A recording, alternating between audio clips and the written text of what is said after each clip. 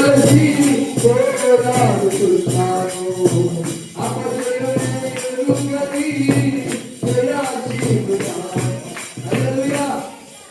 అపజయము ఎరుగని జయశూరుడు యేసయ్య. అందుకే యేసు ప్రభు యోహాను పత్రికలో భక్తుగా చెప్పే మాట ఏంటంటే, ఈ లోకములో ఉన్నవారి కంటే మీలో ఉన్నవాడు గొప్పవాడు ఆ నిరీక్షణ మనకు ఉన్నారు. మరి మనలో ఉన్నాడా? మనలో ఉన్నాడా? సాతాను ఉన్నాడా? యేసయ్య ఉన్నాడా? కులం ఉందా? దేవుని వాక్యం ఉందా? బలం ఉందా? ప్రార్థన శక్తి ఉందా? అది శరీరం బలము కాదు, ప్రార్థన శక్తి ఉండాలి. కులము కాదు, దేవుని వాక్యం ఉండాలి.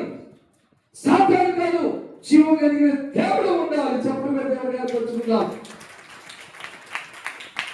ఆమేన్. ఈ సౌలులో, ఈ సైన్య పద్ధతులలో ఈ బలం, ఈ కులం, ఈ హోదాలు ఉన్నాయి కానీ ప్రార్థన శక్తి లేదు కనుక అందరూ పిలుపులేకపోయారు దాక్కుంటున్నారు. వెళ్తానికి ధైర్యం సాట్లా. కానీ ప్రార్థన శక్తి ఉన్న తావుడు నేను వెళ్తాను నీకు నాకు ప్రభువా ఈ 2026 సంవత్సరంలో నేను వెళ్తానయ్యా. ఒక సువార్థికుడుగా, ఒక ప్రార్థనా పరుడుగా, ఒక ప్రార్థనా యోధుడుగా నీ పని చేయడానికి నేను వెళ్తానయ్యా అని చెప్పే ఆలోచన అనుకుంటారు. దావిది లాంటి మనసు అనుకుంటారు. మనందరికీ ఆ రోషం రాలా, వాళ్ళందరికీ బలవంతులకు రాలా, ధనవంతులకు రాలా, ఎవరిని పెద్దలకు రాలా. దావిదికి వచ్చింది జీవం కలిగిన దేవుని సైన్యాన్ని దూషిస్తున్నాడు. ఎవరిలో ఏ మీద వ్యక్తానికి నేను వెళ్తాను. నీకున్న ధైర్యం, నీకున్న విశ్వాసం, నీకు ఉండవలసిందంటే ఈ లోకంలో ఉన్నవారి కంటే నాలో ఉన్నవాడు గొప్పవాడని ధైర్యం నీకు ఉండాలి.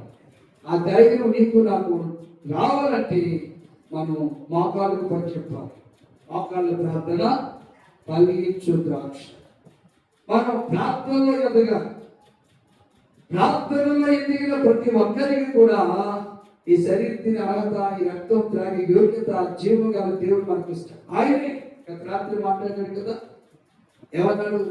యెషయా ప్రభువు ద్వారా మిమ్మల్ని కడుగుకోండి, మిమ్మల్ని శుద్ధి చేసుకోండి, మీ దుష్క్రియలు నాకు కనబడకుండా వాటిని తొలగించు. 3 విషయాలు. ఒకటి కడుగుకోవాలి, రెండవది శుద్ధి చేసుకోవాలి, మూడవది తొలగించుకోవాలి. అలా చేసినటువంటి వారు నా శరీరం తిట్టడానికి, రక్తం త్రాగడానికి అర్హులు. అందుకే దైవజనులు ఈ శుద్ధీకరణ కూటాన్ని ఏర్పాటు చేస్తారు. చాలా మంది శుద్ధీకరణ కూటానికి రాకుండా ఎగ్గొట్టేసి ఆదివారం టిప్ టాప్ గా తయారై వస్తారు. ఇది రెడీమేడ్ ఫుడ్ కాదు. రెడీమేడ్ ఫుడ్ తింటే జబ్బులే, రెడీమేడ్ ఫుడ్ తింటే రోగాలే. ఆ వ్యక్తి చెప్పాలి, మా రవిగడ చెప్పాలి. రెడీమేడ్ ఫుడ్ తిని పెళ్ళిళ్ళకి చెడగొట్టుకున్నాడు, ఆరోగ్యాలు చెడగొట్టుకున్నాడు. రెడీమేడ్ ఫుడ్ ఏంటి? నూడిల్స్. ఏమంటారు? ఇలా చెప్పాలి, అలా చెప్పాలి. హైదరాబాద్ చికెన్ సిలియట్ అయ్యంట. అవి తిని అబ్బా ఉప్పు ఉంది, అబ్బే కారం ఉంది, అబ్బా ఒకరు ఉంది, అబ్బా అదేదో శాశ్వత పోతారు దాని మీద. ఇదేంటి కంటలాగా పోతున్నారు. ఇప్పుడు ఆడవాళ్ళు కూడా సిగ్గు లేదండి. కల్చర్ చూస్తా కాలేజీ అవగానే ఆడోళ్ళు, పోషకులు చేతులు పెట్టి లేకపోతే పాములు ఇదేంద్ర పాములు ఏమంటే అవి తిని ఇంటికి అమ్మా ఏ కూర ఇదే కూర అంటారు. మళ్ళా ఈ రెడీమేడ్ ఫుడ్ శరీరాన్ని పాడు చేస్తారు.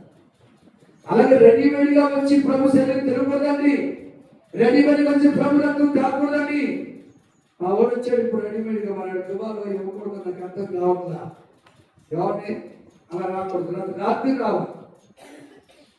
రాత్రి ప్రభు సన్నిధికి వచ్చి పశ్చాత్తాపడాలి. ఈ చదువుకున్నవాడు మనకు సామెత తెలుసు. చదువుకున్నవాడు కంటే మరి వీటికంటే ఆన్లైన్ నయం అనుకుంటారు. చదువుకున్నాడు ఎంతమంది ఏం చేయాలి? టైఅప్ ఏదో అంటారు మన ఇంగ్లీష్ నాకు రావు. ఎంతమంది పరపచ్చావా ఏమండి ఎంతమందిని యూతులు తయారు చేయాలి వాడు రేంజ్కి దేవుడు ఇచ్చిన ఆశీర్వాదానికి ఎంతమందిని పురుకొల్పాలా ఏది నేను ఒకసారి దీని వైపు నేను చెప్పాలి ఇదంతా ఈ చోట కట్ చేయరా పెట్ట కట్ చేయను ఏమండి మీకు ఒక విషయం చెప్తున్నాను